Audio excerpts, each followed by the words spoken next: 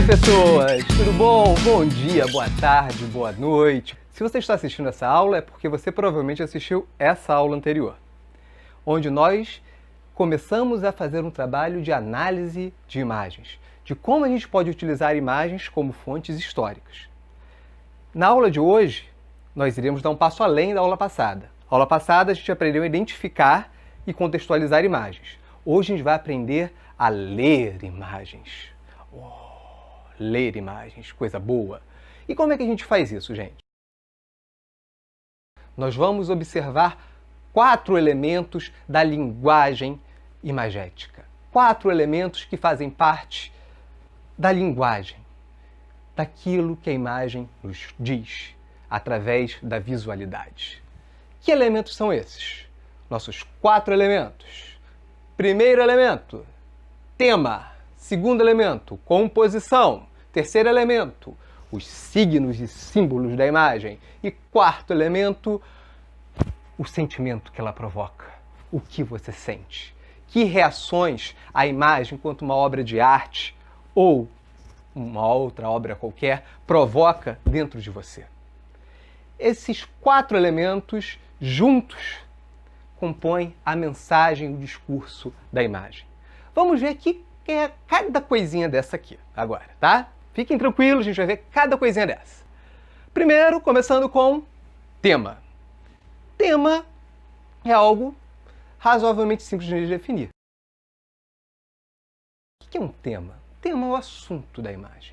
Sobre o que a imagem trata. O que ela busca representar. O tema é o que a imagem representa. É o assunto da imagem. É só isso.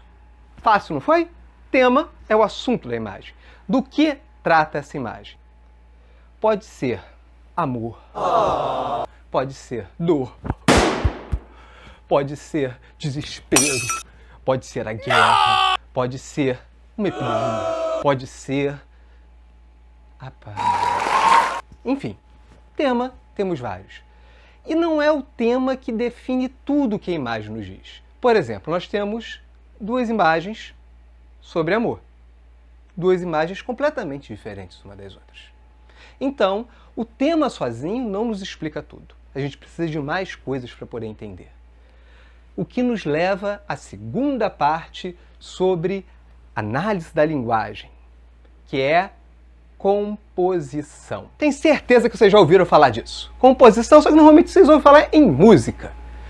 Será que a gente está falando dessa composição? Não. Estamos falando de um outro tipo de composição, de uma composição de artes visuais. Isso envolve alguns elementos. Vamos pensar aqui.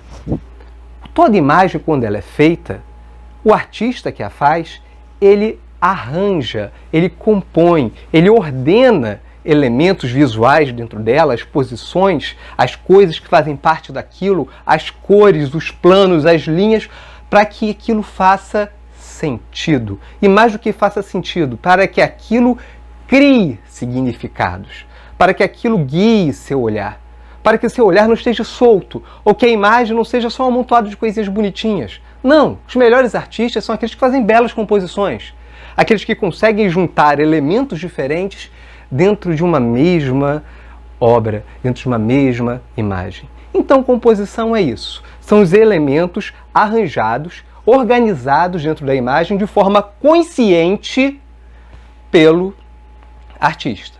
Vamos ver aqui os elementos, então, dessa composição. Primeiro item que nós vamos ver, planos. Não é aquele plano secreto, das salas secretas. Planos aqui a gente está falando do que está em cada posição, frente e fundo na imagem. Como é que isso compõe o assunto principal da imagem que está na frente e o que está ligado a ele ao fundo? De que modo o fundo dialoga com esses elementos? Vamos ver aqui um exemplo. Vamos observar essa imagem. Ela foi produzida durante o período dos Estados Unidos chamado de a Grande Depressão, onde uma grave crise econômica derrubou praticamente toda a estrutura social, econômica e até mesmo política do país. Porque desde esse acontecimento, a forma de se fazer política mudou. E Um dos principais aspectos que bateram forte durante esse período foi justamente a questão dos trabalhadores. Essa foto é uma das mais famosas da Grande Depressão. Nela a gente tem uma camponesa, trabalhadora, imigrante, com as crianças. Ela em primeiro plano e as crianças num segundo plano. Reparem como que as crianças não estão olhando para a câmera. Elas estão escondidas, tristes. A expressão dela, o semblante delas, quando não mostra o rosto, mostra mais tristeza até do que se o rosto fosse mostrado. E o contraste disso tá porque, enquanto a tristeza, a desolação delas estão no segundo plano, colocando um fundo que diz o porquê que a mãe está na situação que ela está, a mãe está em primeiro plano, com um olhar para frente, perdido. O olhar ele não olha para a câmera, ele olha enviesado, saindo da fotografia, como se estivesse olhando para um futuro que não está ali. E ao mesmo tempo, o fundo com a cabeça das crianças faz uma linha que perpassa por todo o olhar dela. Sigam a seta, para vocês poderem ver. Repararam? Outro aspecto, linhas. As linhas, em geral, em desenho, são os traços, os contornos. Só que a gente não está falando disso aqui. A gente está falando das linhas que guiam o olhar para você dentro de uma imagem. Observe o seguinte. Nessas 4 imagens aqui, você provavelmente começou a ver por essa. Porque é o sentido da leitura que nós usamos no Ocidente. O seu olhar foi treinado para seguir essa direção. As linhas, elas também ajudam a contar a história. Elas indicam de onde você tem que começar a olhar e para onde você vai. Para dar um exemplo de como é que essas linhas são importantes e elas fazem parte dessa composição, eu vou pegar um mestre da fotografia, Sebastião Salgado. Sebastião Salgado, ele é um fotógrafo de carreira longa e, nas últimas décadas, ele vem fotografando causas sociais, questões sociais. E uma das questões que chama a atenção do Sebastião Salgado é justamente a questão da terra, dos trabalhadores e seu acesso à terra. E tem essa foto incrível dele com a chegada de sem terras a uma fazenda de terra improdutiva que estaria sendo ocupada a partir daquele momento. Notem como é que a linha conta a história. Na composição, a gente tem como elemento de primeiro plano a porteira e os trabalhadores atravessando a porteira. A porteira representa o bloqueio ao acesso à terra para os camponeses. A porteira define que latifundiários são donos de terras e de fazendas e camponeses não são donos de terras. Ao você colocar a porteira no primeiro plano e os trabalhadores com uma linha que você consegue seguir, onde os trabalhadores rompem essa porteira e a curva que eles vão fazendo vai até o fundo da imagem, isso aí contou uma história a partir de uma fotografia, a partir de um recorte.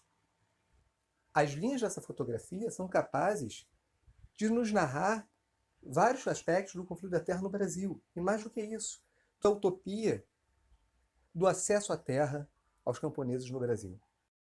Outro aspecto importante que nós devemos considerar na composição. Nós já falamos de planos e linhas. Agora nós vamos falar de tons e cores. Mesmo uma imagem preto e branco, como as que nós vimos ainda há pouco.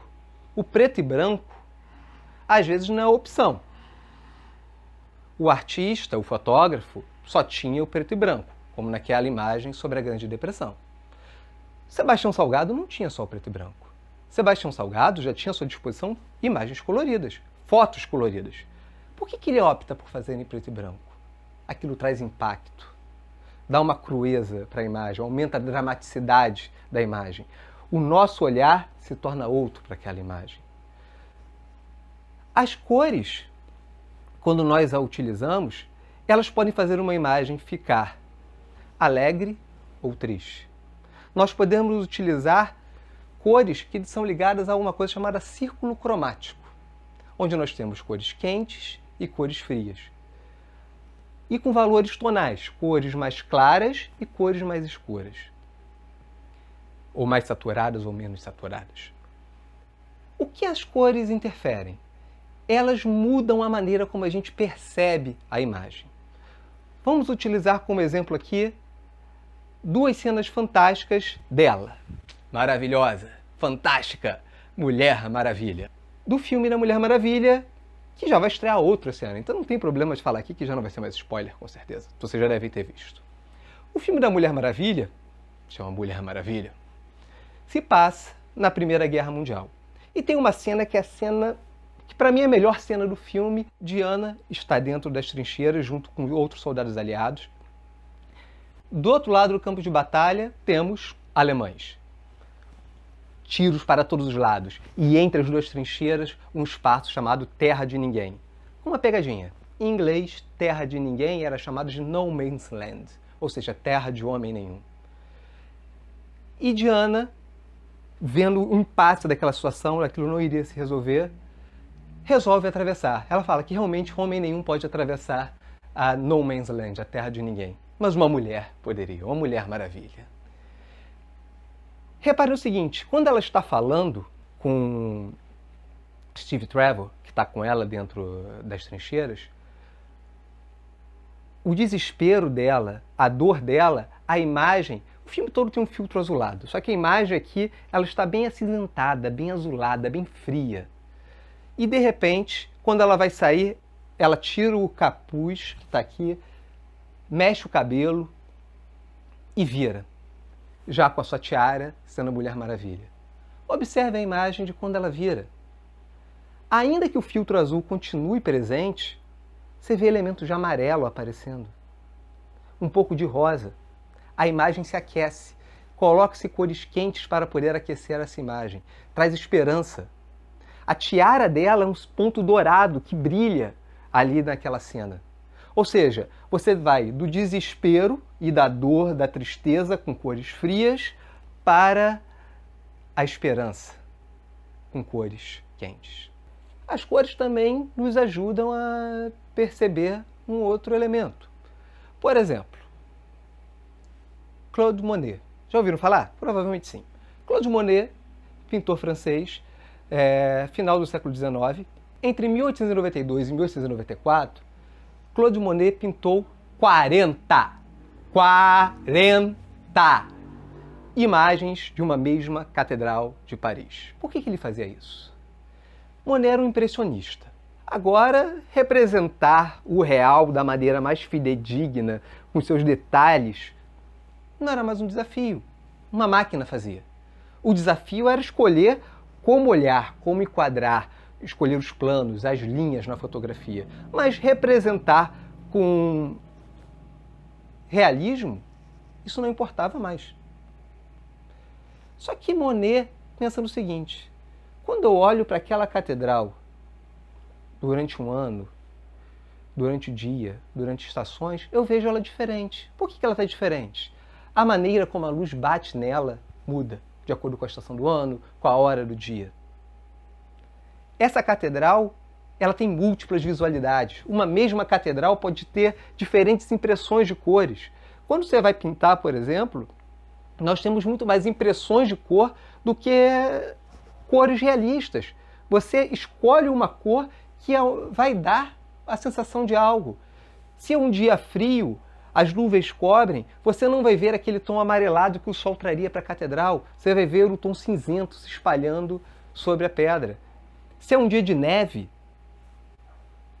o gelo vai refletir também sobre a superfície e vai deixá-la mais azulada.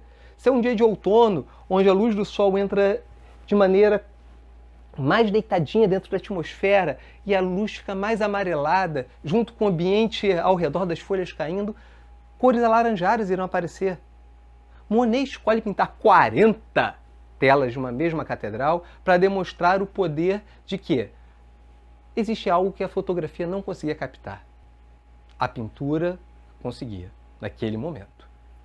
Que era pegar e você pintar, observando, tomando suas impressões e utilizando a cor para poder expressar isso. Como é que se compõe as formas que estão ali naquela imagem.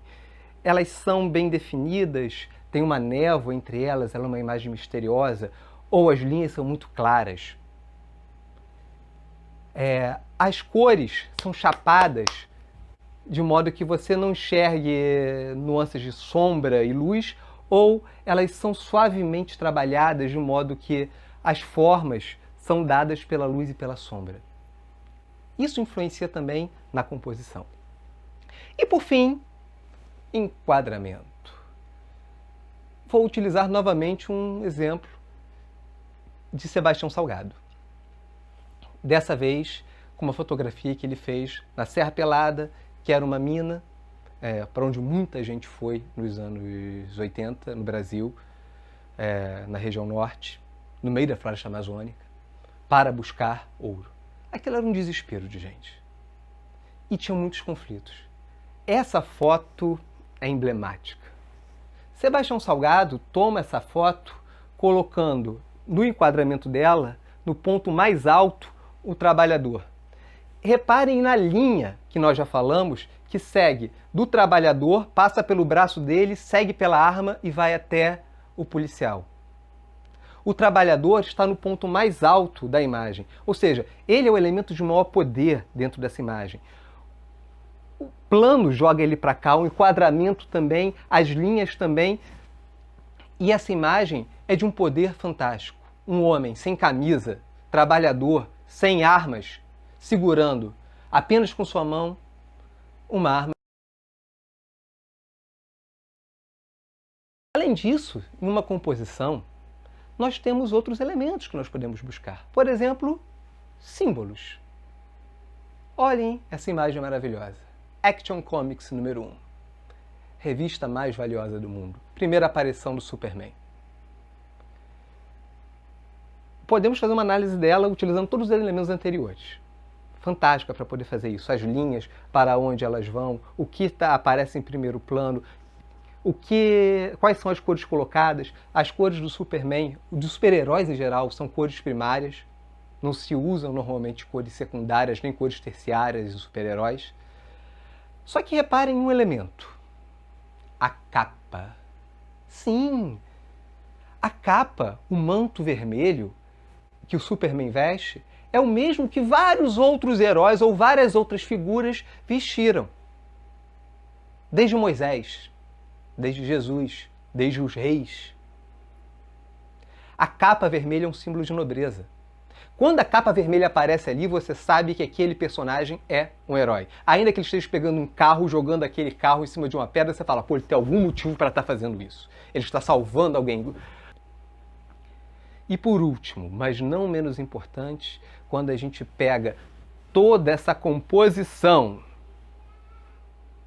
junta tudo, qual o sentimento que ela provoca em você? O que essa imagem provoca dentro de você? Porque o que a imagem provoca em você, junto com todos os elementos da composição, trazem uma mensagem, trazem um discurso. Algo que a imagem nos diz. Na próxima aula, nós teremos exemplos disso tudo que a gente trabalhou. Vamos pegar várias imagens, posso pegar até dessas que a gente já trabalhou e outras também, e vamos analisar vários exemplos para poder ficar absolutamente claro para vocês, para não restar mais dúvida nenhuma desse tema, vocês serem capazes de analisar imagens como estudantes de história que vocês são. Então é isso, pessoal. Um abração e até a próxima!